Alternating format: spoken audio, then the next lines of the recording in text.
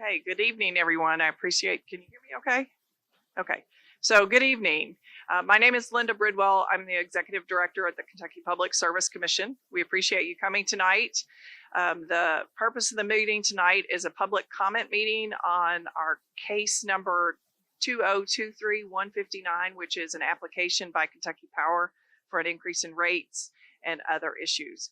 So we're going to do the staff. We'll do a brief presentation tonight, and then we'll move into the public comment period. So my role tonight is to talk a little bit about how the process is going to work tonight, and explain a little bit more about the Public Service Commission itself. And then we have someone from our legal staff that will talk about the legal background of the case, and then our financial analyst staff that will talk a little bit about, at a very high level, what has been filed in the case, and then we'll take questions on the process. So just going through our agenda tonight, we'll have a presentation that, again, we'll talk at a very high level about the filing and the case, and then we'll go into a question and answer period for the staff. And I want to make sure that I emphasize that the question and answer period is to ask questions about either tonight, what the process is, or the process of the case. So as a quasi-judicial agency, we are not presenting about the details of the case. The utility is not making a presentation tonight. We cannot answer questions back and forth about why or what's been filed. All of that information, if you are interested, is online on the case records. And when we move then after the question and answer period into the public comment period, it will open it up so the commissioners are here to hear your public comments. So I want to make sure that this is you understand this is your opportunity for public comment. They cannot answer questions. They will not engage in a back and forth. But I want to make sure if you have questions, that please feel free to include them as part of your public comment. Like if you have a question about why something is being changed or what is in the application, because it might be something that the commissioners also are interested as part of the case in looking at. So please don't feel like just because they can't respond to you that it's not something that it's not a good opportunity to ask a question. So again, in addition to the public comments, there is also a public comment opportunity online, or you can provide written public comments by mail. There are 4 public comment meetings. We had one last night in Catlettsburg, then the one here tonight in Hazard. Next Thursday, we are having one in Frankfort, but it also has a virtual option for people who are not able to get out and make a public meeting. If there are instructions already online as to how to participate virtually. And then there will be one the following week on the 20th of November in Pikeville. So those are the 4 public comment periods. Then also at the beginning of the case, the evidentiary hearing that will begin the Tuesday after Thanksgiving. People can come to Frankfort the first morning of the hearing, or again, you can participate virtually and offer public comments at that time. So if you came tonight thinking you were going to hear details about the case, and then when you are maybe not, you want to think about it, you want to learn more about it before you make your public comments, I want you to understand this is not your last opportunity. There are other opportunities, and certainly at any time during the case, we will take comments via email or through the mail, and they are all filed in the public record. They're all online. You can view them and see what your neighbors or friends may have submitted as public comments. So I want to give you just a little bit of background about the Public Service Commission. So we were created in 1934. We are a 3-member administrative body. It's a quasi-judicial body. They're appointed by the governor, the 3 commissioners. They will introduce themselves when we get ready to go into the public comment period. We regulate over 1,100 utilities in the state of Kentucky.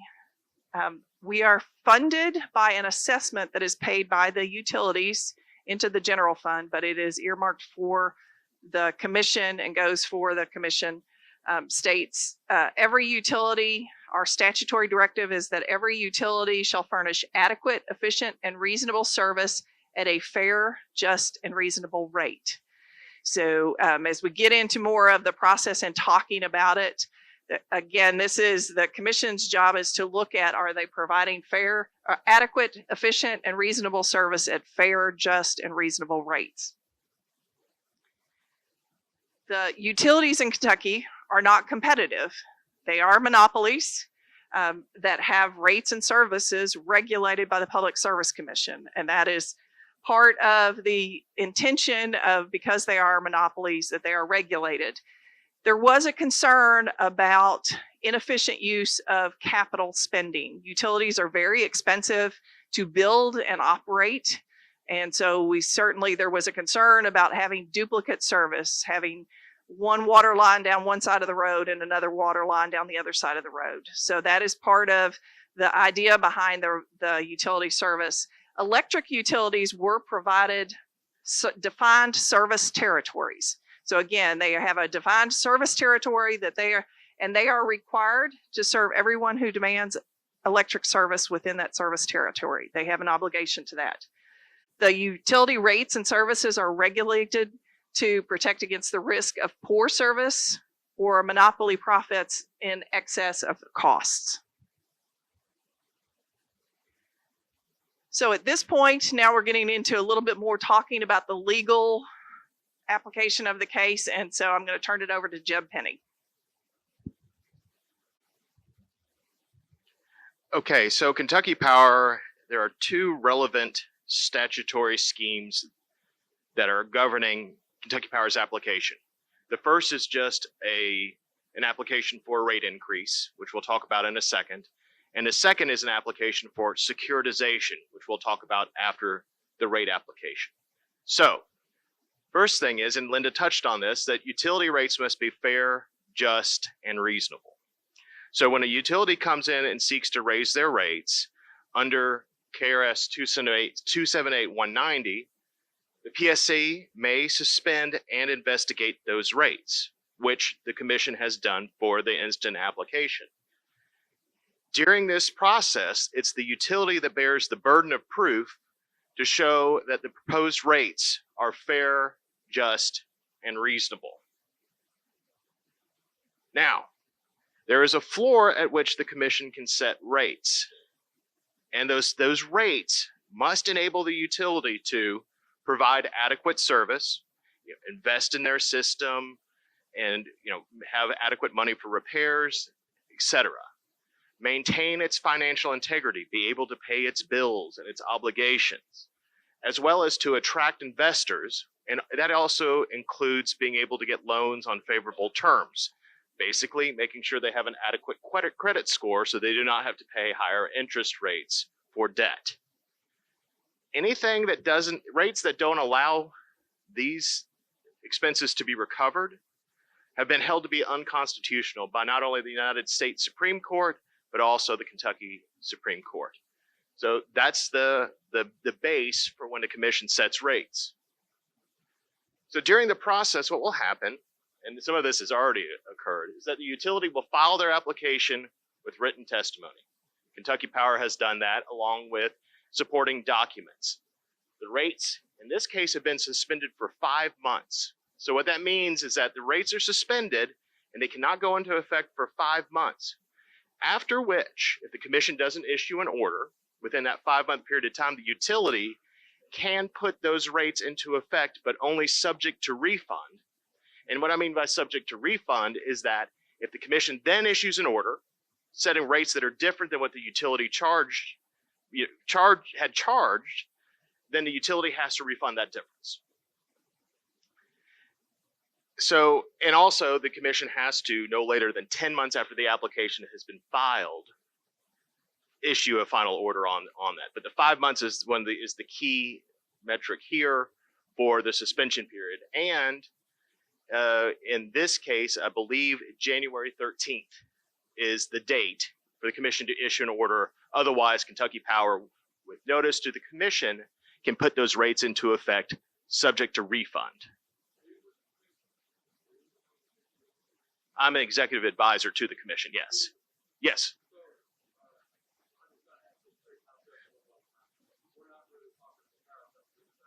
Yeah, I believe that the executive director said that they are not here to give a presentation. I'm with staff. We have two other members, the executive director and the others here to talk about the process.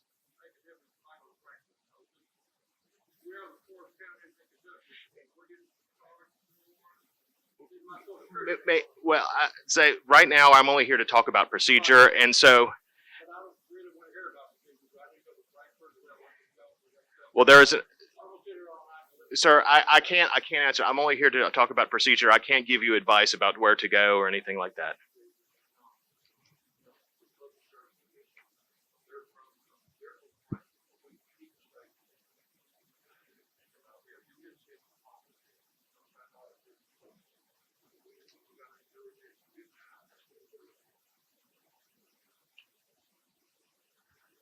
Okay.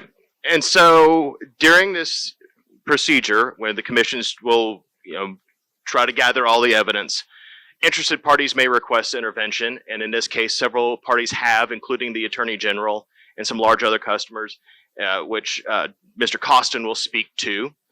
There is an evidentiary hearing that is scheduled for November 28th through December 6th in Frankfurt. To look over the evidence, to conduct cross-examination, allow the utility to put on their case, and allow all the interested parties, including the interveners, to present their own witnesses, present their own evidence, as well as to conduct cross-examination of the utility and the like of that.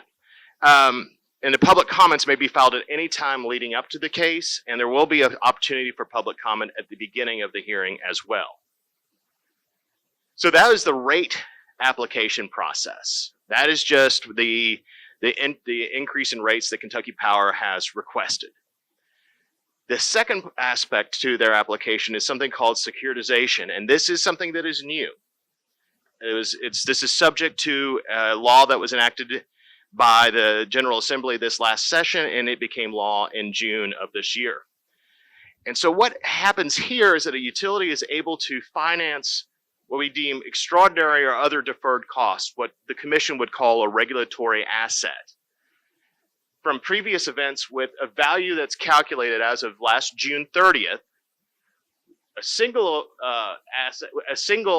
expense of $200 million or more, or having a cumulative value of greater than $275 million. So, and the commission must issue an order on that application within 180 days, and that date is January 10th. So, I said, the rate case order on the rates, the suspension period ends on January 13th. The 180 days for this runs on January 10th. So what is securitization? This is a very high-level approach to this. It's where utilities are allowed to recover capital costs for investments that are paid with a combination of debt and equity. For example, I'm sure you're all aware that several years ago, Kentucky Power retired one of the big Sandy units. And the utility has been recovering the costs that they had not previously recovered of that asset. That's called a regulatory asset.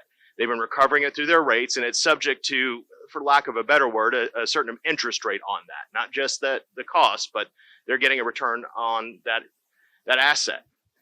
The idea for securitization is that it would allow the utility to turn that asset, which they're recovering a higher interest rate, there's an equity component and a debt component, they're both recovering, to a pure debt instrument, thereby making sure they would be recovering that asset with a lower interest rate, meaning that the customers would be paying less for that asset. It would reduce the rate impact over time of large, unexpected, non-recurring events. They're like large bills for repairing a storm that came through, utility plant retirements, which I discussed. When the commission's looking at it, the commission will be reviewing it, but the ratepayers ultimately will wind up paying less for the expenses than they otherwise would if they were to be recovered through the normal rates. So with this securitization process, and Kentucky Power in their application has done this, they make the application, they provided a description of the costs supporting testimony. They propose what the transaction would look like. The idea of what, if they took this whole little bundle of expenses, put them together, and then they issue it into the bond market. People buy the bonds that pays off the expenses here. And then the bonds are paid by a separate line item on customers' bills. The idea is that it would be a lower cost of recovery than if it was allowed for recovery elsewhere. So, the utility provides the estimated cost of financing and also a proposal for the customer charge that would be in there. But one of the things that PSC has to do is make sure the proposal is good for customers and in the public interest. Does it result in savings for the customers? Sorry. Well, that's what the commission looks at, is does it do that? And the commission may and has in this employed professionals and other financial and legal analysts to help with to make this analysis. So that's the two legal aspects of it, how the two cases run. I'm turning it over to Mr. Costin, who's our Director of Financial Analysis, to talk about the numbers.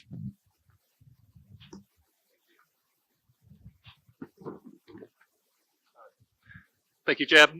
And yes, what I'm going to do is just kind of give you a very high-level explanation of the application that has been presented for the Commission's consideration, talk a little bit about what is in it and what they're asking for, and then I'm going to talk a little bit about the interveners that have intervened in this proceeding and kind of the position that they have presented in this case. So what we have, Kentucky Power has asked for authority of the Commission to consider an increase in its base rates by approximately $94 million, or roughly 13.6%. What that means is basically an increase in base rates means that they would need to collect that additional $94 million through the rates that are charged to its customers. Under this proposal, if you use, say, 1,200 kilowatt hours a month, that's going to translate to approximately $28.34 on a bill. Again, that's 1,200 kilowatt hours. Of course, that depends on how much you use, will depend on how much the increase would impact your bill. As Jeb was just talking about, one of the other components they have proposed for consideration is securitization financing rider. And in that rider, they're looking at $471 million in regulatory assets to be collected through this particular rider. They've also asked to create a new distribution reliability rider, and that is to address operation and maintenance expenses associated with projects to improve distribution reliability and resiliency. And what that was going to entail is things such as tree trimming, monitoring and inspection, and things such as that within their distribution system. Other things that I'll highlight that's in the petition, they have a couple of changes, quite a few changes that they're requesting to be made to their tariffs. And what a tariff is the document that is approved by the Commission that establishes the exact rates and charges the utility can charge its customers, as well as certain policies and procedures on how they go about charging the customers.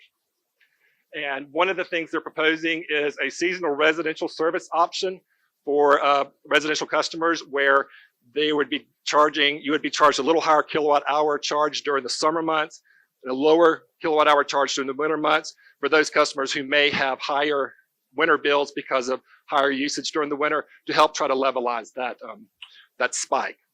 They also are proposing a new solar garden program, and what that is they're looking at proposing between 10 megawatts and 25 megawatts of solar to be added to their system. There would be a low income impact rebate process associated with that under the proposal. Okay, as was mentioned, there are interveners in this case. The Attorney General Office is one of the interveners. They are the agency and the group in charge of representing the ratepayers on behalf of the state of Kentucky.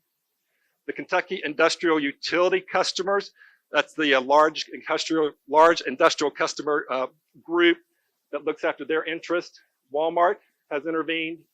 We have a group of interveners called the Joint Interveners that are made up of the Mountain Association, the Appalachian Law Center, Kentuckians for the Commonwealth, and the Kentucky Solar Energy Society. We also have SWVA Kentucky LLC, which is a large industrial customer within Kentucky Power Service territory. And so with that, I will turn it back over to Linda. Thank you, Tripp. I need this. Okay. So again, as we talked about, there are going to be 4 public comment meetings last night, tonight, then the 16th will be in Frankfort. We'll have a virtual option, and the 20th in Pikeville.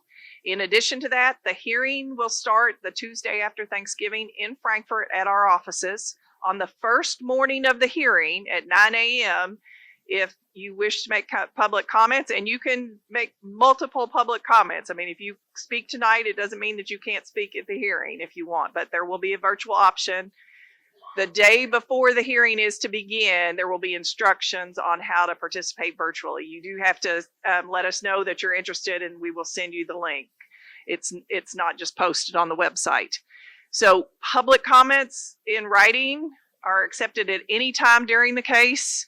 And they are all posted on our website as well as part of the record. In addition to that, tonight's hearing, if you have friends or neighbors who were not able to come tonight, tomorrow the video will be uploaded. They'll be able to see who was here, who was participating. The one from last night, I believe, is up. If it's not, it will be shortly. So each one of the public comments, the video is up on the website in the case record. So you'll be able to look at that. And again, as we talked about, the hearing is open to the public. Our offices are 211 Sauer Boulevard in Frankfort, Kentucky. Or there is a live YouTube link all during the hearing that you can watch. You can't interrupt it. It's not a link where you can participate, but during the hearing, you can watch the entire hearing online if you're interested. The final order, as Jeb explained, does have to be no later than May 14th, 2024.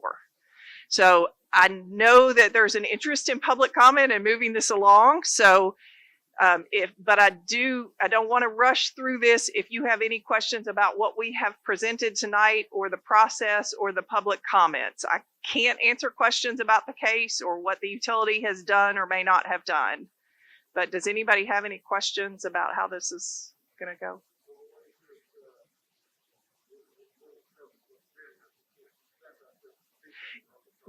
Okay, so you are welcome to comment, and you can say what you want to say. The commissioners will hear it. The utility, these are the commissioners that are deciding the case. So they will hear your comments. So that's the purpose of tonight's meeting, is to hear what you have to say. So I think I had a question. Yes, ma'am.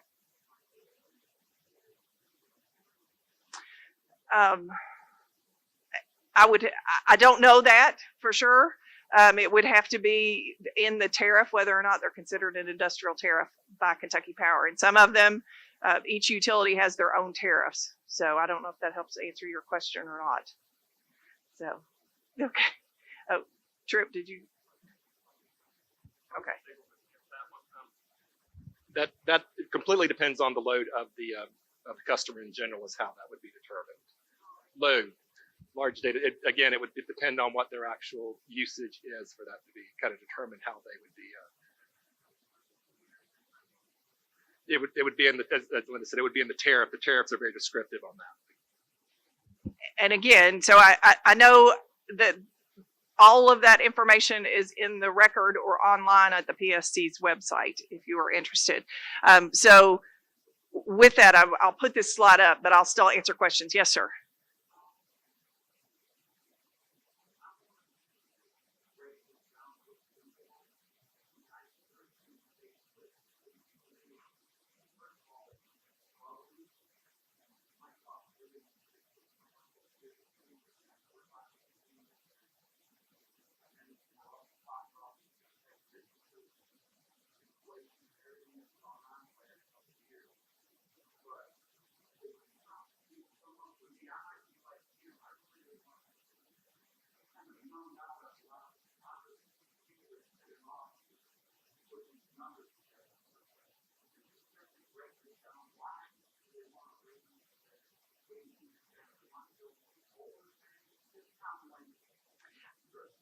No, I really can't do that at this point. Again, the case record is there. The application has in it very briefly online, the very first, or if you're not tech savvy and you want to call our offices and ask us to send you, there is an application that has a summary of what the request is for. But I really can't go into those details tonight. Well, so the purpose of this meeting is for public comments. So I can't get into discussing the case and answering questions. Yes, yes, sir. So, yes, sir. Okay.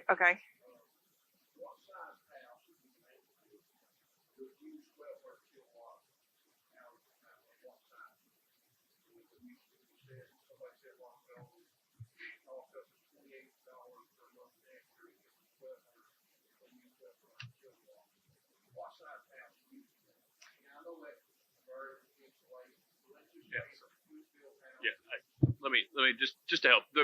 I know he threw out. I try not to comment on these, but he threw out the 1,200. The 1,200 is the average Kentucky Power's average monthly residential usage. So I think it's a little under 1,200, but that's the only reason he threw out 1,200 is because that's the average Kentucky Power average Kentucky Power customer uses 1,200 kilowatt hours a month.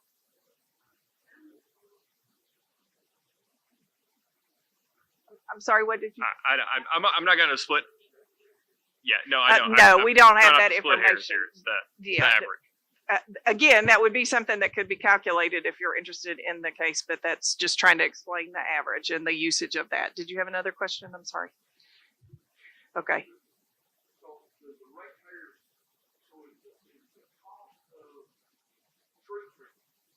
Mhm. Yes, the vegetation management and expenses are part of the.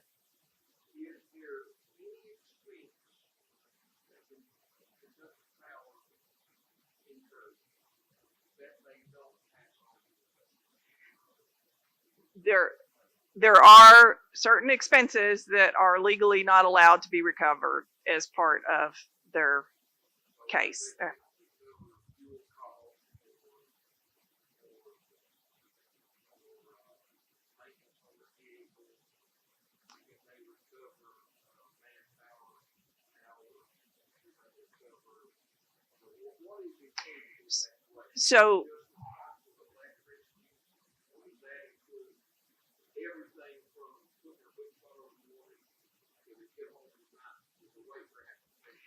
So the operations cost of the utility are included in the rates. So any cost, whether it's labor costs, any of those expenses for providing electric service. So their labor costs, their postage on bills, all of that, there are in the regulations provided by the legislature or approved by the legislature, there are some prohibitions on certain types of costs.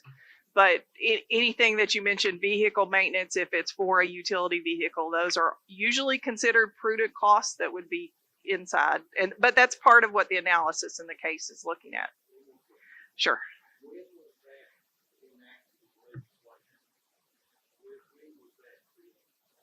On the prohibition of the cost.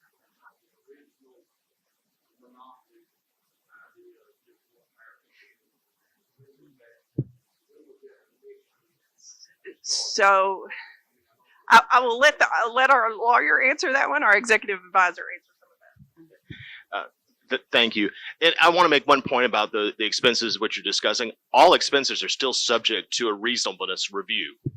So, that's the purpose of taking evidence and looking at those. But with regard to the certified territories, somewhere, I want to say in the early 70s. 1974. 1974, I've been corrected. And the legislature passed the Certified Territory Act. They said, utilities, you come up with your territories, or the PSC will, and you will have that certified territory. You have an exclusive right to serve that territory. Another utility cannot come in. But since you have that certified territory, you have to serve all the customers that come to you and ask for that service. So. Hang on, I think we had a question back here. Yes, sir.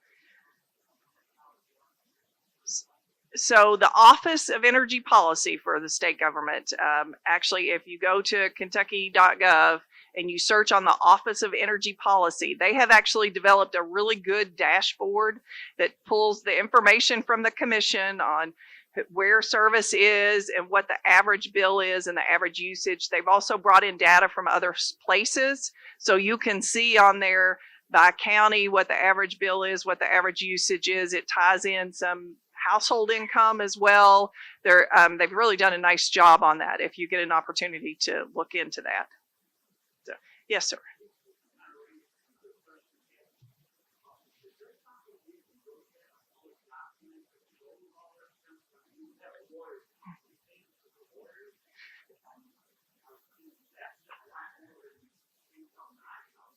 So, okay, so first let me explain. So everybody up here works for the Public Service Commission. So, yes. Yeah, no, no.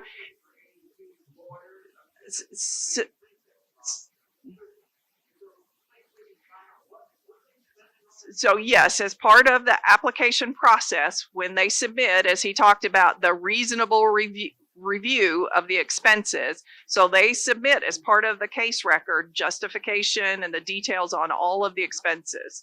So if you go to our website, psc.ky.gov, and search, there'll be a tab that'll allow you under commission records to search records, and you type in the case number, it will bring up everything that has been filed in the case. Now, you can find all of the details about the case, what the expenses are, and certainly, if you want to go do some research before you make a public comment, that we understand that as well. So, because I know people sometimes come to these meetings expecting to hear a lot of the details.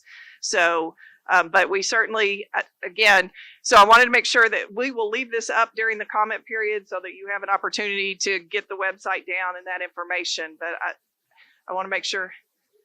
Sure.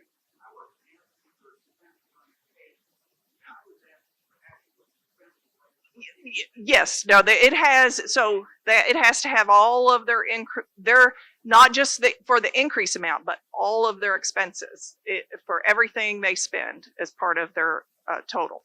So, yes, ma'am.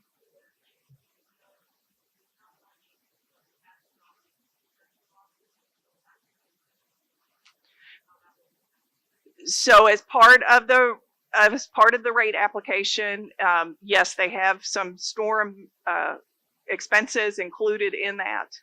That's all in the application as well. So does that answer your question? Some of the storm damage. I don't have that information, so I don't know that tonight. So.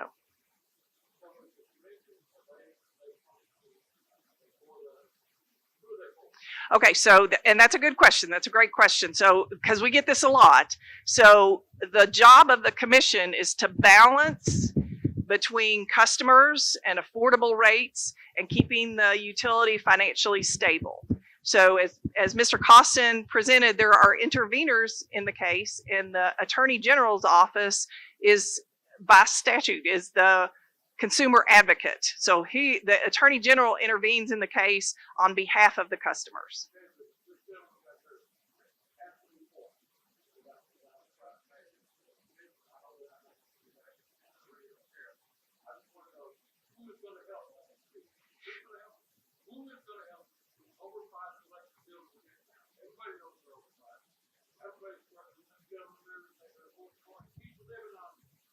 Sir, if you got comments, so I get what you're.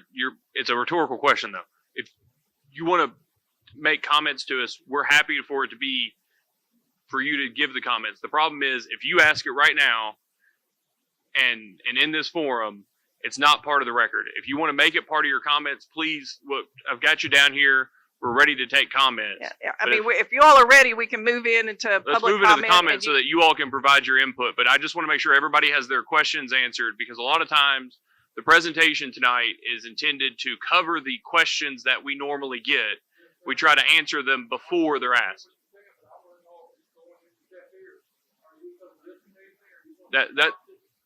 Well, hold on. You asked the question. That's why we came here. That's why we came here. That's why we set the public comment meeting so that we could come and hear from you all. So if there are any additional questions, that's great. We'll take them. But if not, we can get to the portion of where everybody can provide their input and that we can take them under consideration. I think we had a couple more questions. Oh, yes, sir.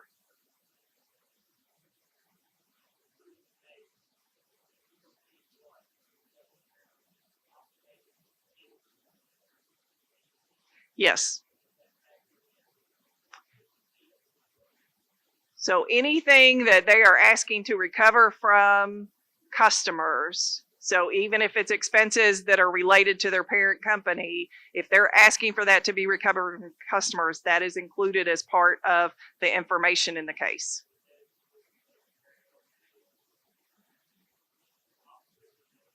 Anything that is included, yes, anything that would be included. And then I had one more question.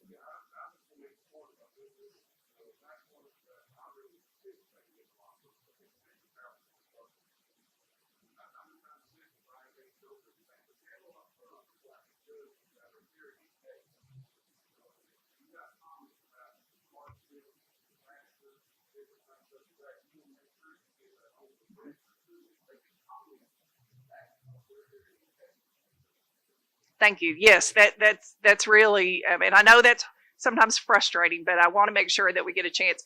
I think what I'm gathering is there are folks, we're ready for public comment.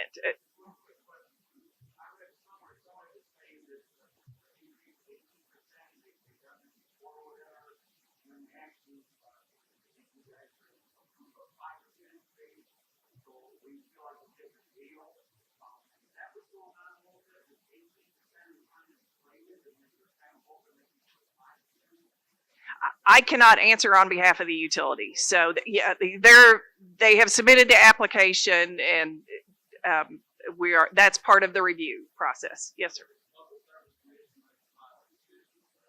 Yes. Now they have the right to appeal it. Any of the parties to the case can appeal it to the Franklin Circuit Court, and then on up through the Court of Appeals, the State Court of Appeals, and the State Supreme Court if they want to. So, okay. Were you all ready for public comment? I'm seeing some nods. Okay, so with that, I'm going to put the microphone. Try if you can.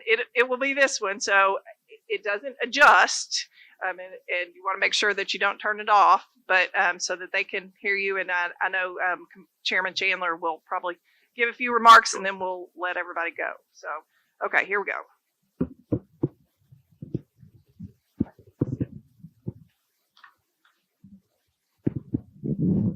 Okay, Anthony.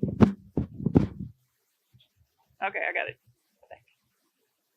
Okay, can you all hear me okay? Great, all right. And Judge, I appreciate you all letting us do this in your room here. My name is Kent Chandler. I'm chair of the commission. Joining me today are Vice Chair Angie Hatton and Commissioner Mary Pat Regan. Just want to remind folks that the meeting is being recorded for the benefit of the public, the record, and in order for all of us to be able to subsequently review the comments and consider them. We're here today to take public comments regarding Kentucky Power's application for an increase in rates, change in tariffs, accounting practices, and a request for securitization. To reiterate the point that was made during the overview and the presentation, the role and obligation of the Public Service Commission is to ensure that the utilities application does or does not meet the legal standards, including whether the resulting rates from those expenses are fair, just, and reasonable. We understand that in any proceeding of this type, there are strong feelings and opinions. I'd ask that as you provide your comments today, you be respectful and mindful for the time limit for each speaker. We are here to listen, The utility is not presenting today, and neither are any of the other parties to the case. The utility and the other parties will have an opportunity to make their case during the pendency of the matter. This is an opportunity for customers and members of the public to state their positions, concerns, and to provide the commission comments for our consideration. Again, we're here to listen. During today's comment sessions, I will not be answering questions. The commission is the fact finder and the decision maker in the case. And as such, we are unable to comment or speak to the process or substance of the application. Nevertheless, questions that you may raise during your comments may be of assistance to the commission and our staff in adjudicating this matter, and may be questions that we subsequently would like to ask the companies ourselves. If you have questions for the utility or the parties to the case, please ask them during this public meeting with the anticipation that those folks can later convey an appropriate answer. If you have questions on how to find information about the case, information on how to contact the Public Service Commission is on the screen. Given the number of individuals that indicated their interest in providing public comments, we'll be limiting the length of comments to 7 minutes each. We will let you know when you have 1 minute remaining. And in order not to actually cut you off with your last minute, I'll just try to get eye contact with you and raise a piece of paper. As always, written comments may be made to the commission at any time during the case, and we just ask that they include your name, the city you're from, and the case number, 2023-00159.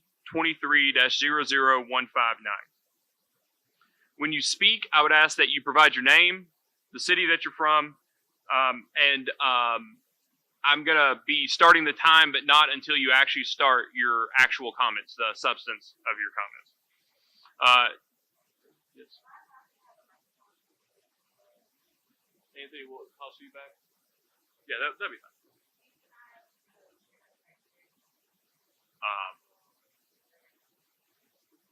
If you want to go ahead and do that now, that'd be great. Okay. So while she's doing that, I want to be polite for her and let her do it. One thing that I would note that all three of us have not old paper and pencil, but we've got little things to take notes on. We're all three note takers. So I've got my notes from last night's meeting in Catlettsburg. So if I'm looking down, it's not that any of us are not paying attention or that we're not listening to what you're saying. In fact, we're trying to memorialize them in notes so that we have them to go back to and look at in making our decision in this case. The other thing is I will have my phone out and I'll be touching my phone, but it's only in order to keep the time for 7 minutes for each individual. So I don't, again, want anybody to think that I'm not paying attention or that any of us are not listening. You're fine? Okay. All right, great. So we're going to take the public comments tonight in the order in which folks showed up. That way we're rewarding timely folks that show up early, show their initiative. So first we'll start with the Crofts. Richard? Kraft? Sorry. Okay. All right. Sorry, I usually remind folks. So if you indicated your interest in speaking at the outset and you're not interested, thank you. Just let us know. I'm going to go through everybody that indicated their interest in providing comments, and then anybody who either did sign up and I accidentally skipped, please let me know at the end. We'll take you again. And anybody that did not sign up to speak but would like to speak, there will be an opportunity at the end. I also just like to apologize ahead of time, like I did just then. Sorry if I get your name wrong when I'm trying to read it from the list. The next individual that indicated their interest in speaking was William Madden. Oh, I'm sorry. I just meant either one of you. I'm sorry. So if you'd also like to speak, please come up. Please come up. Sorry.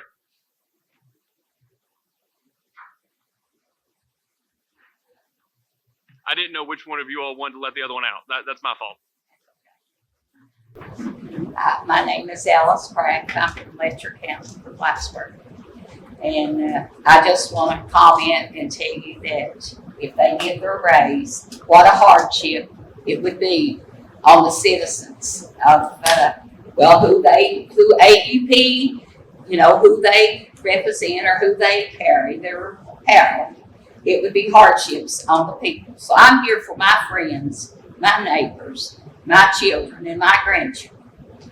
When my son has to pay a $700 and $800 a month power bill, you tell me that don't hurt. And then I have friends that are trying to petition their house off so that they can stay warm in one room and won't have to pay electric bills so high that they can't afford food. But they got to pay rent, so they got to stay in one room to keep warm. You know, the power bills are already outrageous. They really are. And then for them to have another increase, I can't imagine. And why in the world do we have to pay for their trimming their trees? And then now they want us to come up and pay for, if your thing breaks loose from your house, you got to pay for that. I'm telling you, it's just going too far. You know, I'm 70 years old and I've never seen a near tale of the beat in my life. This world is in a mess. This country's in a mess. Everybody's out to get a piece of pie, and it's coming down from us. And it's all, every time AEP gets raised, then it's a trickle down effect. You know that? Somebody's going to have to pay for it, and it's coming to us. We can't take and stand no more. Thank you.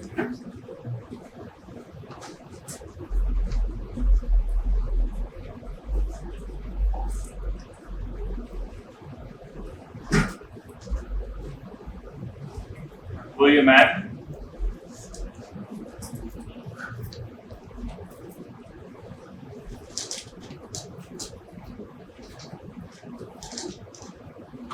William, that's good. I'm William Mack, I'm an engineer. I live here in Prairie County. Just have a little list of things here. Some things been touched on, but I just want to point out a few things out again. You know, Kentucky Power did shut its coal plant down in Louisa. Said it had a 30-year lifespan left. Put hundreds, if not thousands, of people out of work. Their own customers kind of cut their own throat there. Then last winter, with 2 generating plants, they had issues at. I think you all have another case with Kentucky Power for $11.5 million. They're trying to pass on to the ratepayers. It's kind of one of those karma things. I really hope you don't let them recoup that on our backs and say you did shut down a power plant. Kentucky Power has let the infrastructure grow up. They've not done necessary upgrades over the years. All this stuff makes, anytime a snowstorm, ice storm, windstorm, just makes everything more vulnerable. Another thing here lately, I guess a lot of solar plants plan on, going in Prairie, Breathitt, Knott, Martin. Kentucky Power is, stand to let thousands or hundreds at least of megawatts of power loose on the grid that they've always historically said cannot support a power plant in eastern Kentucky, so we ship our coal out to be burnt somewhere else.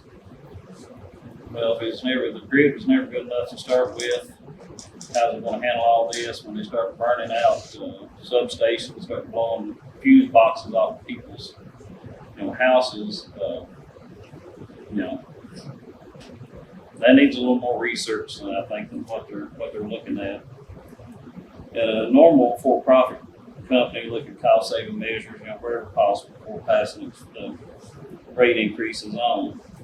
Kentucky Power savings, are they looking at layoffs? They're looking at salary cuts, restructuring, sell off used equipment. Let's say the other things that they've offered, I guess, into this rate increases seems really to be wind dressing. I don't think it really offers much of a justification for the overall rate increase. The largest utility electricity users are coal mines. Are phasing those out. No manufacturing company to make up the losses. Nobody, the homeowners can't afford electricity. We already can't get industry in here. Now, if industry's looking at another 15-20%, we're not, we will not get any businesses in here. Industrial, something that can pay a living wage to people. People now leaving because there's no jobs. Power company, a lot of the other business or companies around offering programs to increase the energy efficiency in the houses. All proposed houses being built for the flood victims will be high energy efficiency, solar panels, batteries, which is great for those, but for those of us that's not getting any of those benefits, power companies, got a bottom line, they're going to make money.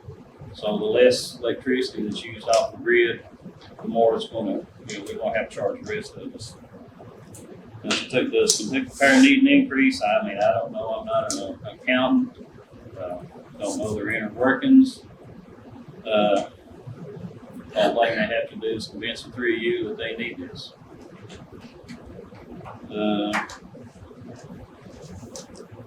And I guess one thing, Kentucky Power or AEP's already tried to sell Kentucky Power off. Usually if you have an asset that still has viability that's, adding to your bottom line, you're gonna get rid of it. So is this rate increase just something to make their spreadsheet look a little better so they can sell it off next year if you approve this rate increase?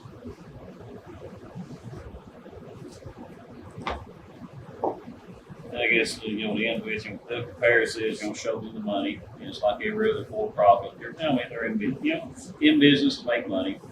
You all try to, keep it at a reasonable amount, thankfully. If not, they'd just be charging us whatever. But still, all us ratepayers, we need to, need them to show us, real viable reason for this. We're not lawyers. I can read the stuff online. I can understand some of it, ain't like me. Like I say, I'm an engineer. I know a little bit of this stuff, but for the average person, you just, it's really hard for people to look at it and understand it. And, you see, like today, Aspen does a lot of work for them, tree cutting. Elliott, I saw them out 2 or 3 places today. They subcontract out a lot of stuff. Really, they need to show what their expenses are and where they can cut expenses before they start, just leveling across the board increase on the rest of us. Now, I do have a few handouts here I'd like to give you all. One is, I actually found a couple of days ago, talking about the stuff the AEP is actually selling off. They're looking at selling off like $2 billion worth of stuff in some of their service area. I think they've got 13 different subsidiaries in AEP. They're also in a court case in Ohio, I believe, where they may or may not have influenced some of the laws up there one year. And they, like I say, they just tried to sell Kentucky Power for $2.6 billion. That deal fell through. I don't know why. I've talked to people from other power companies, and, you mentioned buying it, and they just laugh because, population's decreasing. Money's not here. This is a for-profit business. Nobody's going to buy this. So at what point in time does AEP decide, well, okay, we're losing money, can't make money, PSC won't give us a raise, we'll walk away, let somebody else have it. I hope it don't come to that because we all kind of need electricity. But that's my spiel for the day. Thanks. And if you'll give it the message chat or we're here. So what we'll do, and I forgot to go over that. If anybody has documents they want to make sure are included in the comment record, so that we have those, put those into the record to make our decision, please make sure we have a copy of it. If by any chance if you're reading tonight from comments and you run out of time effectively, if you give us your written comments, we'll also put those in the record so that your full comments end up reflected in the record. I do have a few more copies of that if anybody else here. Hang on. Thank you very much.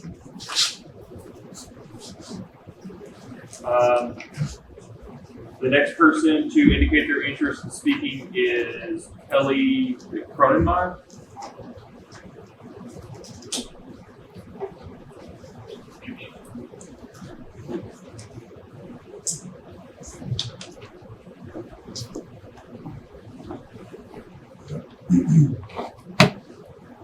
So you'll have 7 minutes, but I won't start until after you've introduced yourself.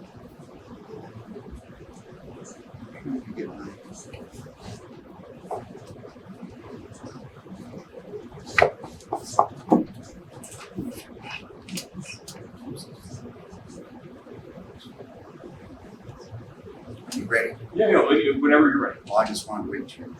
You're fine. Kelly Cronenmeyer, Hansford, Kentucky. I just want to make I already said it, my cost of living increase for my Social Security is 3% this year. And this seems just kind of odd that you're talking, not you, but AEP is talking 18% increase. And in the presentation, the there was several times, at least a couple times, that the words just and fair and reasonable were brought up. I just want to ask, how is that just? How is that fair? And how is that even reasonable that I, as a retired person on a limited income, am getting a cost of living increase of 3%, and my utilities are going up 18%. And my wife and I have seen just in the last few years, our electric bill's almost gone up by a third. You know, we work really hard at keeping our electric down, wear sweaters, keep it at 68. We don't run the air conditioner a lot, shut things down when we're gone, pull curtains. We do a lot of stuff. And so this is just a shock to hear that they want to increase by 18% because, like I said, I asked my wife about 2 weeks ago, I said, is that really what we're paying now? And she says, yeah, it's been going up. And I went back and looked through the bills, and sure enough, just in the last couple of years, 2 or 3 years, it's just keeps going up by it's at least 30% from the one bill that I was looking at. So, my, I guess, quandary is how in the world is this just, reasonable, and fair? And it's not just me, and I know a lot of people are on limited incomes. And a lot of the people work hard and try to conserve. So how is this just, reasonable, and fair? And businesses, as a result of this, their costs are going to increase, and that's going to be an increase on us. And it's already, groceries have gone up, restaurant to eat out has gone up. You know that, everything is going up. But maybe not at 18%, so I don't know how this is going to affect the economy in this area. I really don't. I'm here tonight because it just blew my mind to think that 18% increase, it's not reasonable to me. And I just had one comment about tree cutters. We had tree cutters. And I guess that maybe the expenses are for tree cutters. I've seen them. There's several of these guys just standing around. I mean, if we're going to pay big bucks for these guys to cut trees, we'll cut trees. Instead of, you got two guys sitting in a truck while one guy's out there working and then another guy. And that's why I want to know about the cost. That's why I want to know about the cost, because I like to look, where are they spending money? I have to budget my money. Are they really budgeting their money? Anyway, this is just, to me, it's just like a David against a Goliath. I mean, I pray for you folks. You got a heavy burden on your shoulders. This is a decision you have to make. I'm just the brunt of it. And I'm surprised that this place isn't filled up. But maybe people don't read. Maybe they don't think it matters. And to be honest with you, I'm wondering if my votes even count anymore.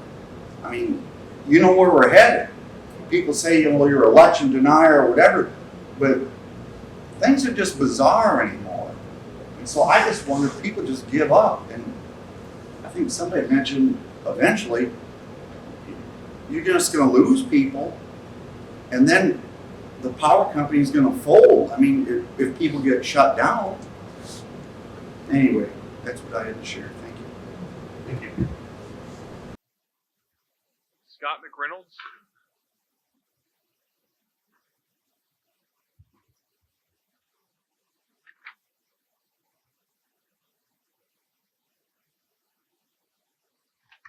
I'm Scott McReynolds, and I'm the executive director of the Housing Development Alliance, which is an affordable housing provider. And I'm certainly, as somebody who runs a business, sympathetic to increased cost and the need. When gas goes up, somebody has to pay for it. It's just a fact of life. But I am deeply concerned about the potential impact on our low-income citizens. In our community, 1 in 6 families, 1 in 6 households live on less than $10,000 a year income. A full 42% of our households live on less than $25,000 a year. So that's, 1 in 6 living on less than $1,000 a month, and 42% living on about $2,000 a month. And one of the cruel twists is that typically folks who live in bad housing also have the highest electric bills because they don't have enough insulation, or their windows are busted, or they have the dated heat system. And so even if the average increase is going to be the $400 some odd a year, a lot of the folks who can least afford it are going to see significantly higher increases. And that's going to potentially lead to real suffering. We already see a number of folks who don't turn their electric heat on in the winter and heat with dangerous gas heaters and propane heaters simply because they can't afford electric. And this isn't going to help that situation. So I would urge you, as you consider this case, to look at the least possible increase that meets that standard of keeping AEP, Kentucky Power, at solvent and those standards that you have to meet. We all want a safe, reliable electric system, and we have to pay for that. We understand that, but the least possible rate. I think it's also really important that, and I don't know if it's within your purview, but if it is within your purview, to make sure the decisions that are being made and the steps that are being taken today reduce the need for future rate increases, because I think we're on the 4th increase in a request in 7 years. So we just can't keep doing that. I would also, again, if it's within your purview, encourage that you require or that there's a robust investment in energy efficiency, especially for the low-income community.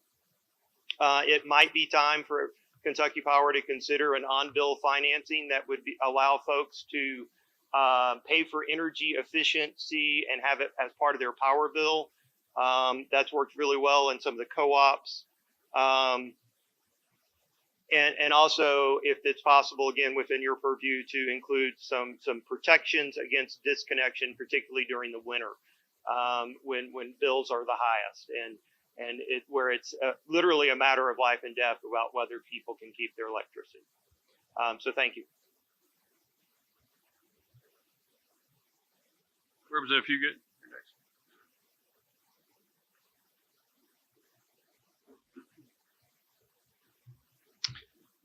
My name's Chris Fugate. I live at Chavies here in Perry County. And so I come to you tonight with 3 different hats. 1 is a customer of Kentucky Power, 2 as a pastor of a local church, and 3rd as the state representative of the 84th district, which is Perry, Breathitt, and Owsley County. When I think about the request for an increase in the power bills, it really makes me sick to my stomach, honestly. It hurts our economic development. It hurts the people who have been through the hardest times of their life here in the mountains of East Kentucky, not just Perry County, but other counties. Many people in the mountains, as you all know, have went through the flood and they've lost just about everything, if not everything. And they're just trying to scratch back and get back on their feet so they can continue living in the place that they love. We've seen a loss of jobs over the last few years, which has devastated our region. We have grandparents raising kids. This increase would affect our schools and the cost to our schools and to those who are, have their kids in school. The cost of food and gas, the inflation that's going on already with everything else, this really creates a hardship that is going to break the backs of people in East Kentucky. I understand, and look, I've got friends that work for Kentucky Power, and what I say tonight is no reflection on the people who work for Kentucky Power. They got a job to do. They're the ones out there when it's snow on the ground and ice on the lines. They're out there working. I understand they need to be paid. They need to be paid good. But I wonder, does the commission take into effect, and this will be one of my questions you can look at later, do they take in effect the amount of money that was made by Kentucky Power last year, the amount of money paid to the investors of Kentucky Power, AEP? Do they look at that? And if they don't, if you don't look at that part, then I don't think you can say that giving any raise would be fair, just, and reasonable. I think you have to take all that into effect. And again, I could look at many reasons why that I'm against this raise in anything. Not a penny I think they should get. But I don't have to look at the flood. I can look back at the back of my church, and there's an 80-year-old lady that lives in the head of Kodak. She comes to church every Sunday. She'll come in about 2 times during the winter in church crying and with her electric bill saying, "Preacher, I can't pay my electric bill. Can you help me pay my electric bill?" And it'll be $450 for a little single wide trailer. Truth is, she can't do any better. And I know we've got LIHEAP and we got all those programs, and they say insulate it better. Well, she can't. She's 80 years old. She's on a fixed income. She can't do any better than what she's got. And if you add an 18% increase on a $450 bill, that's almost $540 a month that she's going to have to pay.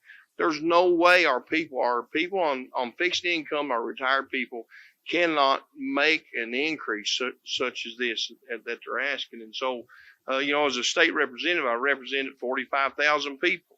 And if we're going to get industry in here, if we're going to get tourism in here, if we're going to have people stay here instead of leaving, they have to be able to live. We have to be able to live. And people say, well, it's a lower cost of living in the mountains. That's not true. The electric bills in Lexington are cheaper than ours are. All the expenses that my mom lives in Lexington, her cost of living is not higher than what it is for a lady her age living here in the mountains. There's no way. And so I would just ask you to look at how much money did they make last year? How much did they pay their investors? I ask you to look at the hardship that it's going to put on the low income people, the single grandparent. I got another family in our church, 7 kids living with their grandma. She draws about $800 a month, $1,100 in food stamps. How in the world is she going to be able to make it if her electric bill goes on up? There's just no way. I could tell you story after story, person after person. This is going to be a backbreaker for our people. And I beg you, I beg you to deny this. I beg you to look at everything that it's going to affect, the people it's going to affect, the industry that it's going to affect. I beg you to look at all that and deny any kind of a raise that they would ask for. And I appreciate your time. Thank you for coming.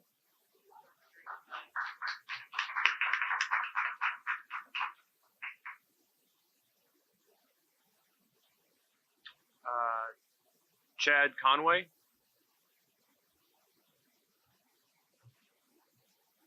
I'm Chad Conway, live in Hazard, Kentucky, the majority of my life, except when I went to school, off to college.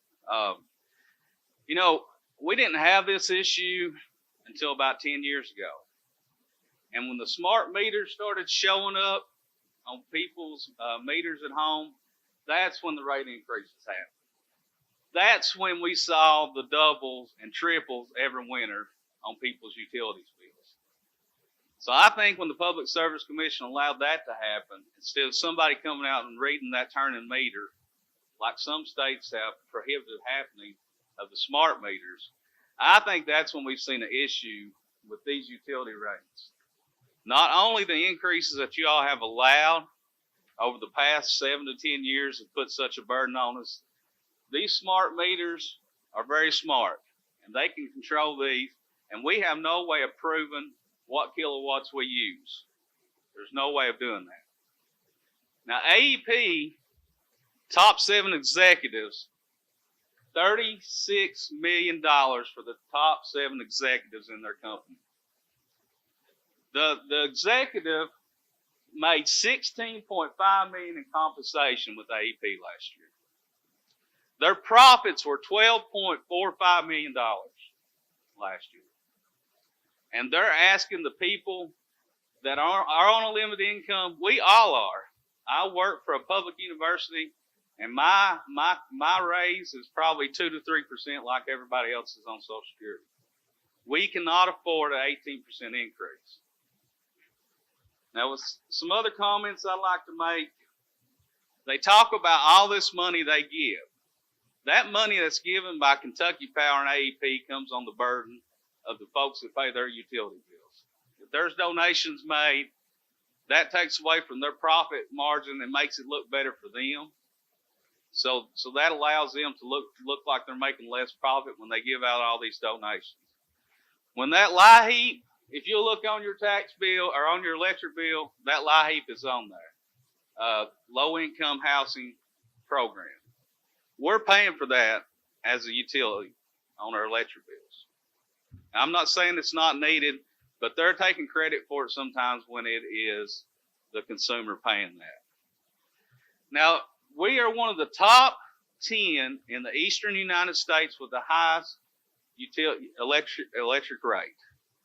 At one time, I think we were one of the number 2 in the eastern United States with the highest electric rate. Now that has happened over the years, and the Public Service Commission has allowed this. But you know what? This is the first time I've been coming to these in the past 10 years that we've got a representative from Eastern Kentucky serving. Before that, I never recall anybody in Kentucky Power service area serving on the Public Service Commission, and I'm glad to see that. I hope that you all will take this in consideration. If these folks cannot stand any more of a tax or an increase like this of 18%, we already are paying a high enough utility bill. Folks have left here, and it's very easy to see they're buying bigger homes, comparable energy efficient homes in London, Richmond, Lexington, and paying half of the electric bill that they're paying here. And that's a proven fact. That is very proven. So take these comments in consideration. Thank you all for your time.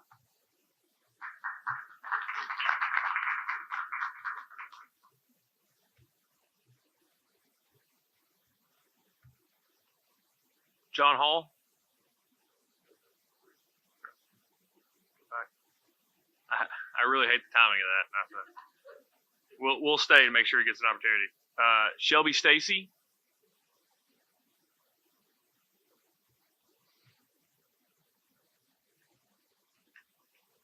My name is Shelby Stacy, and I'm from Emelina, Kentucky, in Knott County.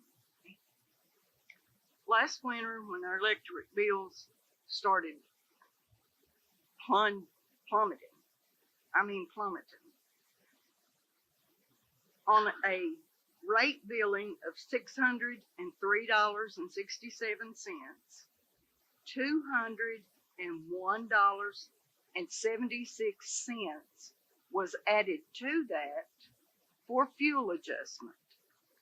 That was about the time that people started questioning it, and they admitted they had overcharged people and was supposed to reimburse. Does anybody remember that? Did anybody get a reimbursement? No, we did not. So That's something you need to look into. yeah. So I just want to, when you turn, the microphone doesn't pick you up. That's all I want. I've stopped Oh, your time. okay, But I'm sorry. I just want to make sure your comments get on the record. So when you turn, it's just hard to pick it up. Thank you. Okay. I was just asking them if anybody got a reimbursement, and nobody did.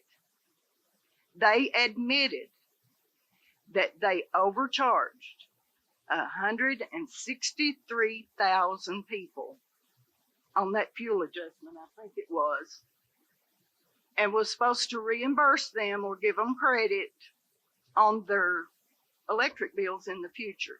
That never happened. Okay. Like some of these other people have commented, these CEOs making all this money and us struggling. There ain't no way that's right. No way. When I called them and asked them about these charges on my bill, that decommissioning rider on my one bill in December, from December the 16th to January the 19th, $33.18. I paid them for tearing down a power plant. They didn't ask us if we wanted them tore down. All of our truck drivers in this area got laid off because there was no coal. run to Ashland anymore. They didn't ask us if we wanted that, but now we're paying for it still years later. Years later, it's still on our bill. Okay. I asked them what the environmental adjustment was. And the little fella on the phone said, I apologized to him when the phone call was over because I got really upset.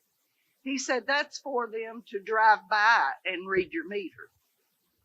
I said, can you tell me how they drive by and read my meter from the road?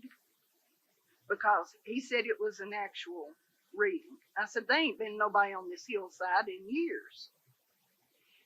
And he said, well, it's an actual reading. They drive by your house and read it. I said, no, there's no way that they drive by my house and read it.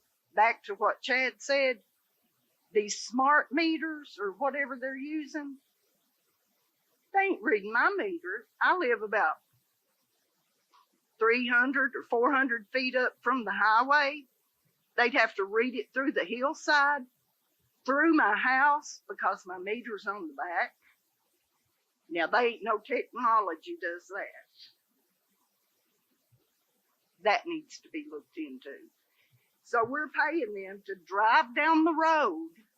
After we're paying for their gas, we're paying them to drive down the road and read our meter with something that they flip a button and it's supposed to tell them how many kilowatts we used. That's not realistic. I don't believe that no more than the man in the moon. Okay, that was $40.63 I paid them that month to read my meter from the road that was not possible. And then, like I said, I paid them $33.18 just that month on that decommissioning rider for tearing those power plants down in Ashland years ago. And the fuel adjustment they told me was to help fuel their power plants now with gas or whatever. I didn't ask them to do that. You know, they didn't have to tear our power plants down in Ashland and shut down all our coal company jobs. And I guess that's about all I gotta say. It's just upsetting. And then they're gonna make us pay for all that and pay us to read a meter 140 foot below the hill, below the road. I mean, from the road below our house. Crazy. Thank you. John Hall?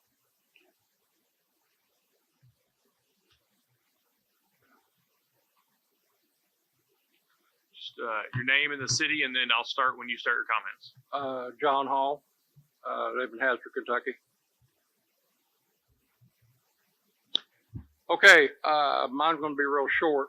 All these people come up here, they're telling you perfect points, except one thing. The commission should have stopped them before they got the points where they're at now. The cost of living, what that lady said back there hits home. Some people are living in one room, try to pay for their electric. That's absurd. You work all your life. I worked all my life to live in a nice home. 6-inch insulation upstairs, 6-inch insulation underground. All the windows covered, you know, everything's good. $700 and some electric bill. That is about what my Social Security is. Now, if I didn't carry any other kind of job or have to hustle a lot to live, I'd have to live in a box. What's going to happen with me, I'm really looking hard at selling and getting out because it's only these counties in Kentucky is short, the Appalachians. My boy lives in Lexington and pays $250 some for electric bill during the winter time. In Lexington, he lives in a 5-bedroom, 2-bath house like mine, similar to it. Doesn't have a basement in it. But the fact that he pays that with another company, the commission, somebody, God, somebody, anybody, help these people.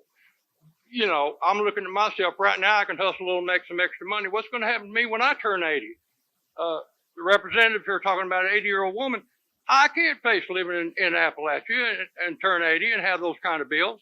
Imagine what it's going to be then. They want 16, 18. Now it's going to be next year, 20 years, 20% higher. They keep going higher. Where's the commissioner at? Not the commissioner. Where's the CEO? I guarantee you he's living in the highlights and doesn't worry about his electric bill. I'd say he's eating steak every night. What about that poor woman who just got up here and spoke? What about her? The commission ought to speak at least for the poor people. Ought to speak for the ones that are living like that. That's a shame. $700 electric bill on a Social Security? That's crazy. This should have been stopped years ago.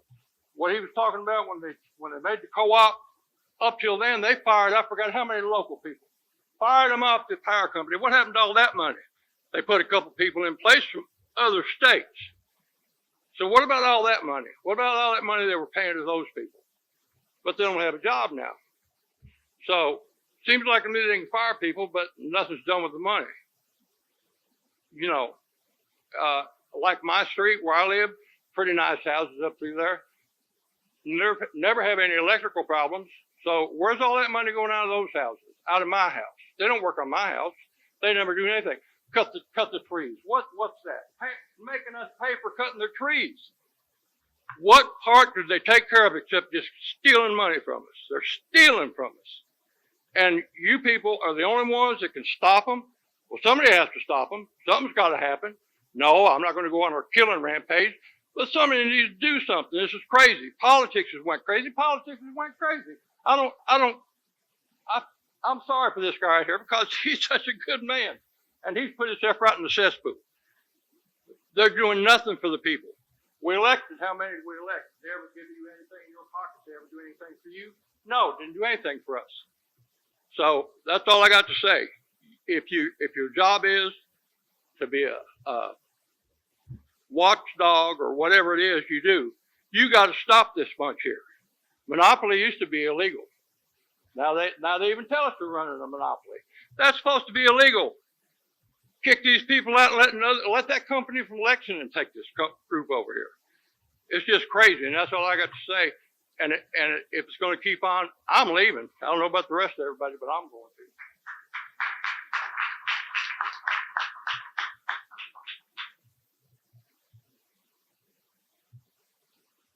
I only have a first name, Francis.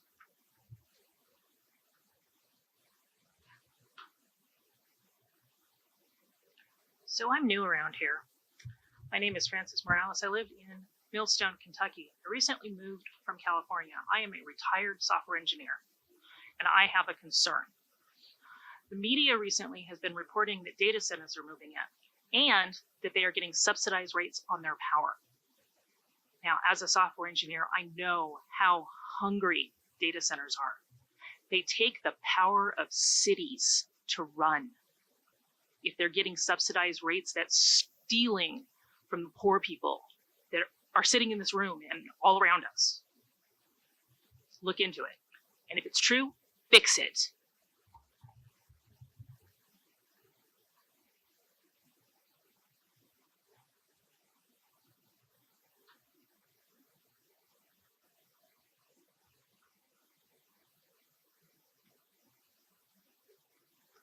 Emily. Wetmore. Sorry. Thank you. My handwriting's terrible. I didn't say that. No, I said that. So I'm Emily Wetmore from Knott County, and I'm going to kind of be using AEP and Kentucky Utilities interchangeably because I really couldn't find much on Kentucky Utilities, but or Kentucky Electric Power or anything like that. But in terms of AEP, they raised their rates in 2020 by 15.46%, and that was the third billing increase for ratepayers in a 5-year period. And now 3 years later, AEP is saying again that it needs to increase its rates, and this time by 18%. And the reasons, as I understand it, again, from a really quick online search, are twofold. The first is that AEP is claiming that it needs to raise its rates because it's spreading its, quote, fixed cost among a smaller pool of customers because some industry has moved out of the area. But my question is, what are those fixed costs? Do those not decrease with the fewer customers that it has? Has anyone checked on this? I mean, one thing that I kind of noticed is that AEP has asked for these rate increases in years that bad things have happened, like the floods or storms or whatever. But, on years that they're making money, they're never giving a rate decrease back to customers. And so, if AEP gets this rate increase, they start laying people off, their costs decrease. Are they going to agree to give that money back to all of us? I doubt it, based on what we've seen. And, we all know that there's an ebb and flow to income. We all have to plan for that. Sometimes we might make more money than other times. And so we're expected to plan for that. And I think that a corporation like AEP should account for that as well. And then the second reason, again, that I'm aware of that AEP is asking for this rate increase is due to the natural disasters that we've had in this area. I know that the floods devastated the area, and it did require AEP to go in and repair power lines and get electricity back to its customers. And I understand the devastation that the floods have caused. My neighbors have lost everything, in these floods. And they didn't have flood insurance. They're struggling, to just survive. And when it comes down to it, you're looking at AEP paying dividends of record numbers to its stockholders and its shareholders. And my neighbors are trying to buy groceries. They're living in campers, And so in terms of, like someone else said, fairness, that does not seem right. And I didn't know until today that there was this criteria that you all had to assess in terms of whether a company is solvent, and I understand that AEP is a business and they need to make money. But when you look again, and this is available on AEP's website, they have news releases. As of February the 23rd, 2023, their revenue was $19.6 billion. That's AEP's pressing. That's $2.8 billion increase from the year before. And its stockholders have gotten bigger dividends for all 4 quarters of 2023 this year than they've ever gotten for as long as that dividend history is available online. And it goes back to 1971. And again, I'm not a financial expert, but dividend payments, as I understand them, represent a portion of the current year's income. And so my logical conclusion I'm drawing is that AEP is making more money now than it ever has, if they're giving people money. And so why are they charging us more so that they can pay their stockholders bigger dividends? So, I just think that in terms of when you all are considering this, I just ask that you look into those things, what they are paying their shareholders, how much income they are making, because, I don't think that the time to charge Eastern Kentuckians more for electricity when they're trying to recover from a flood, literally living in campers, literally trying to replace clothes and everything that they've owned, I don't think now's the time. Thank you. Thanks.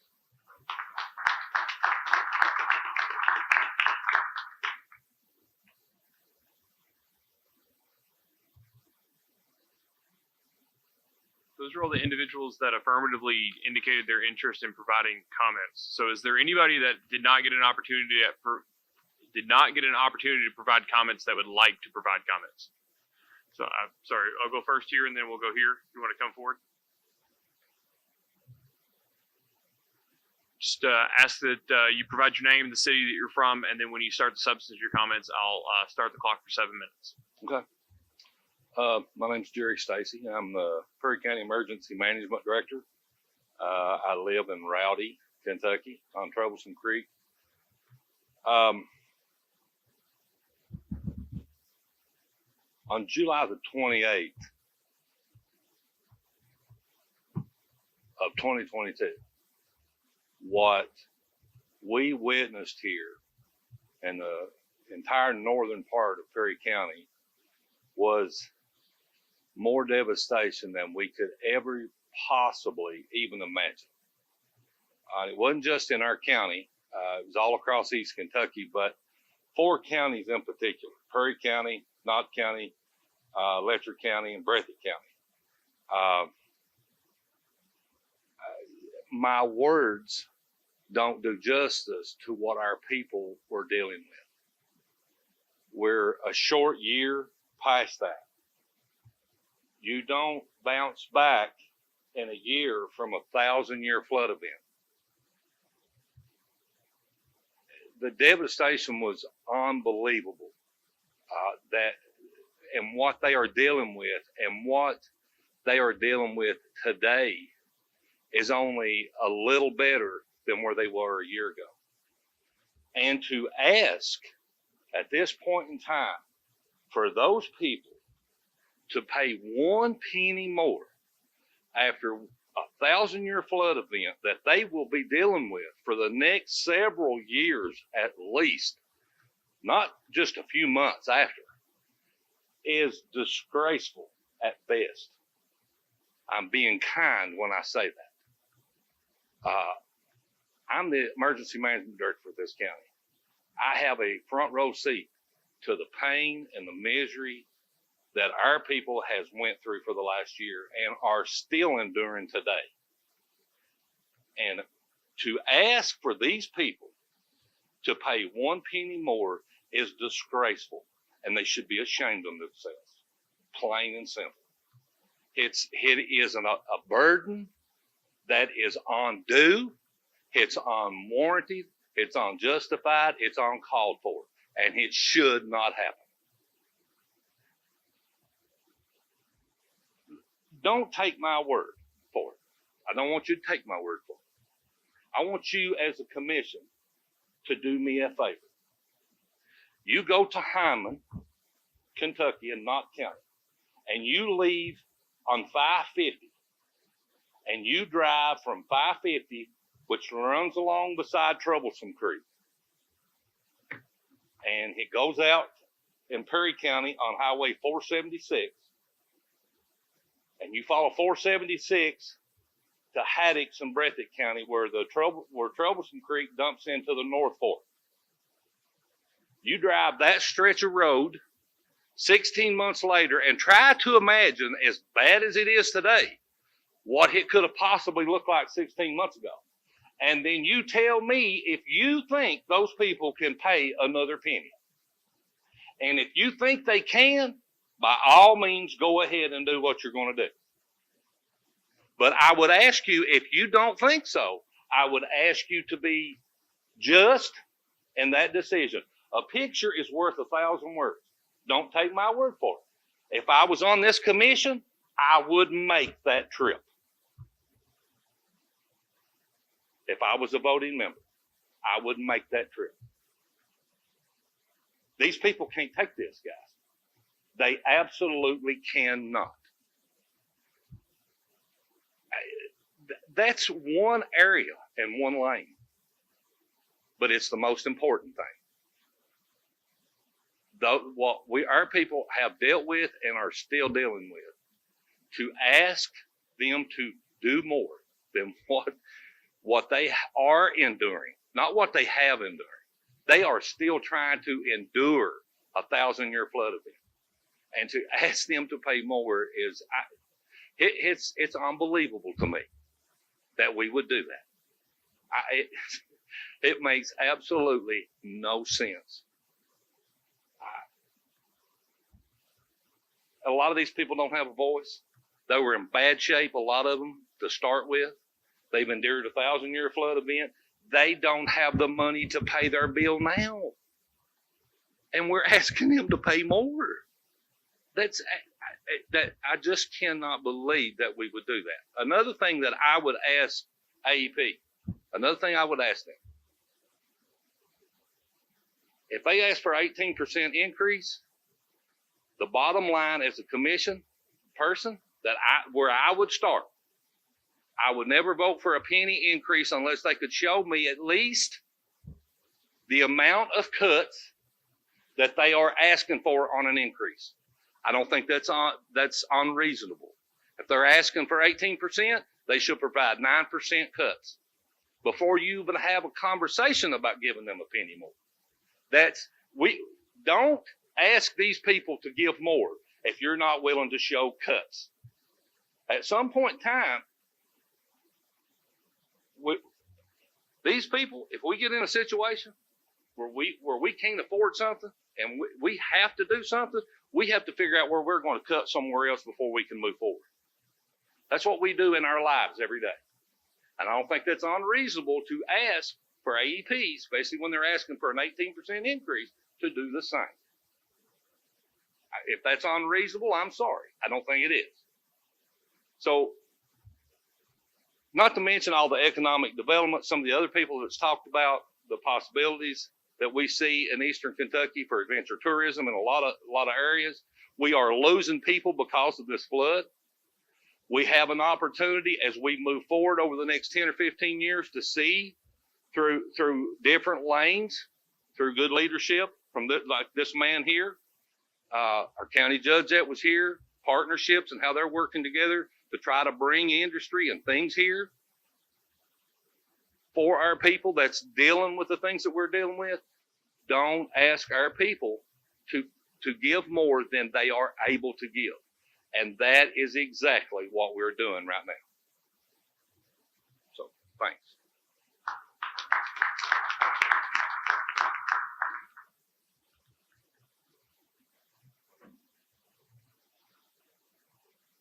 Hello, good evening. My name is Justin Begley. I live here in Hazard. I'm not sure that I'm going to be able to say anything exactly original at this point. I guess I'll more or less just be echoing some of the sentiments that have already been brought to the table here. First, I want to rattle off just a few quick found facts here. Since December 1st, 1998, AEP's market cap has increased from $8.98 billion to $41 billion. That's a 352% increase. You're not going to find an average person in this area who has had that sort of increase in their ability to generate income. But AEP's ability to generate profit has grown exponentially. A net worth of $42 billion. That sort of figure is incomparable for people with lifestyles like our own. 11 states with 5.5 million customers. In the past 6 months, the net worth, just within the past month, the past 32 days, the market cap has increased by $6 billion. To echo some of the sentiments about these words, fair and reasonable, these are words that come down to perception. And perception is a very fickle thing. To whose perception do we hold the line of what is fair and reasonable? On the two sides of this coin, we can never find an equilibrium here. What we are going to consider fair and reasonable as consumers is never going to be fair and reasonable to those who are trying to generate the profit from us. Of course, there's going to be pushback. This is natural, and I'm sure you guys already anticipated this. Nobody wants a rate increase. That's a natural opposition that you're going to face. But how many other resources have been expended to devote your all's capability, to devote AEP's capability, to figure out other options, other fair and reasonable options for them to generate these extra profits that they need? Why do they have to come from their consumers? It's hard to justify that for us. We're never going to be able to look that in the eye and agree with it. Just for someone like myself and hearing a lot of these electric bills, I mean, I feel like I'm getting away with something. I pay about $250 a month. With this increase, I'm looking at around $600 yearly. That is enough to make or break most people in this county. $600 a year they do not have. That's enough to put them out of their home.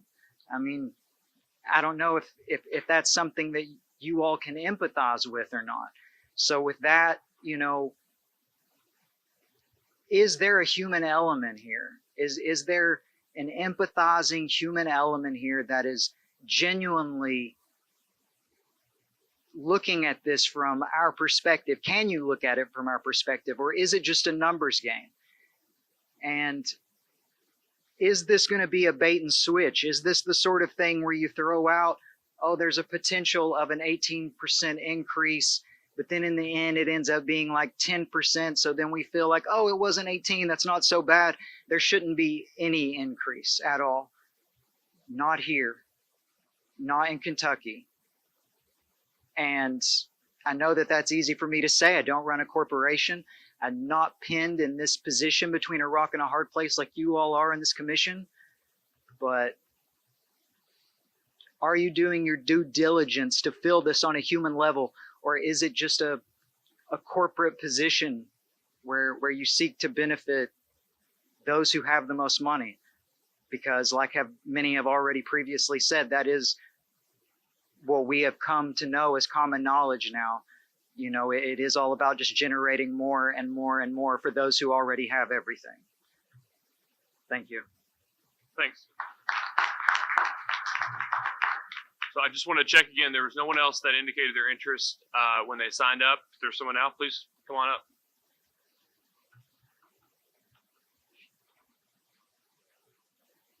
Just again, remind you the name and where you're from, and once you actually start your comments, I'll start your 7-minute timer. So please proceed. My name is Merle Cottle. I'm from Blackie, Kentucky, in Letcher County. I didn't intend to speak, but I can't hardly help myself when there's an opportunity. I'm a pastor, so you know how we are, and I'll try to limit my time. When this was proposed, I started looking at numbers, and that means a whole lot to me, and I'll elaborate a little bit on some of the other comments that have been made.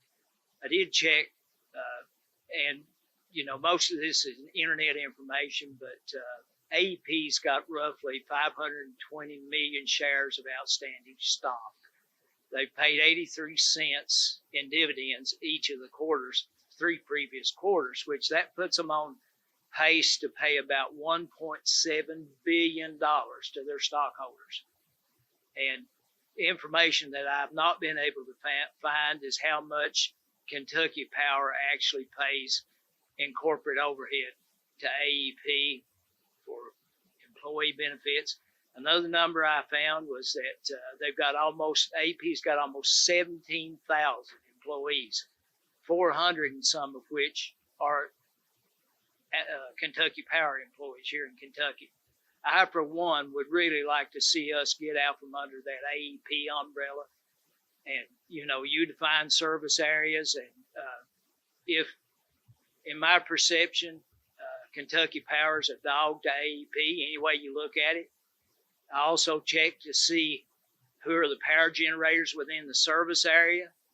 There's a gas-fired plant along the Big Sandy River that belongs to somebody that sells their power out of the state, and I'm sure you're aware of who that is, and probably sells some to Kentucky Power. And I understand their contract with the Clifty plant that's at Madison, Indiana, expired in December of last year.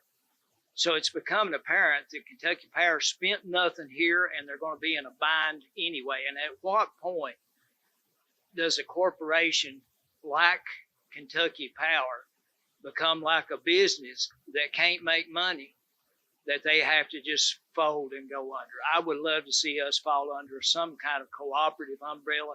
I've looked at what that is. There's also a huge huge gas-fired plant in Winchester that belongs to East Kentucky Power. I know they probably have commitments, but what I'm wondering is we're in an area that's abundant with natural resources. Why do we not have a generation station or a generation plant somewhere here in eastern Kentucky that could service this area? All of those, and I'm like these other folks, I'm totally in opposition to giving any kind of increase to Kentucky Power. If they're inefficient and can't run their business any better than they can, and if they're under that corporate umbrella that we're paying for as customers, I don't think they deserve that.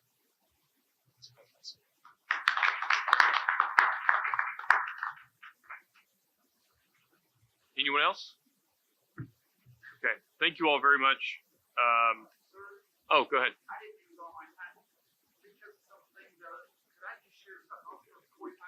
No, we've tried this before, and it really devolves into something.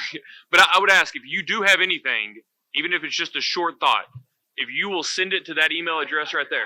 Just for these people, even though I live down on Hope there, in the last 3 years, they've put some big concrete things and all this equipment.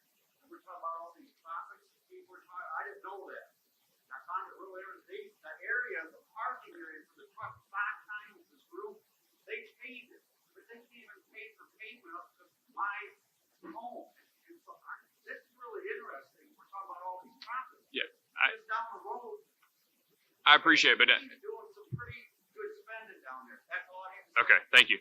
All right.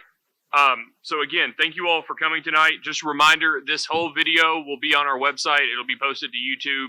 It'll be part of the official record that we make our decision on in this case. Just to remind people again that we have 2 more public comment meetings. Well, 3 more opportunities, but 2 specific to public comments. The next one is in Frankfurt, but also you can do it virtually by phone, by Zoom, whatever. The instructions to participate in the next public comment session, which is on the 16th at 5 p.m. Eastern. Those instructions are already on our website. They're right there as soon as you log in to our website at psc.ky.gov. There, you click a link, the instructions are right there. You can call in, you can Zoom in. And then the next in-person opportunity in the Kentucky Power Service Territory is in Pikeville on November the 20th at 5 p.m. at the Pike County Courthouse. And then finally, the third additional opportunity to provide public comments is again a virtual option or an in-person option. And it is on November the 28th when we start our hearing at the Kentucky Public Service Commission in Frankfurt at 9 a.m. Eastern on November the 28th. Instructions on how to participate and provide your comments virtually will be on our website the day before, the entire day before. You just click the link, call or send an email, tell them your interest, and we'll tell you how you can participate and log in. And then, well, the information was up there. The PSC website, psc.ky.gov, there's a phone number there. If you have any questions on how to get information about this case, you want to see the documents, you can call that number, and our consumer services folks will point you in the right direction to make sure that you can get all that information. Again, thank you all for your comments. And with that, this hearing is adjourned. Thank you.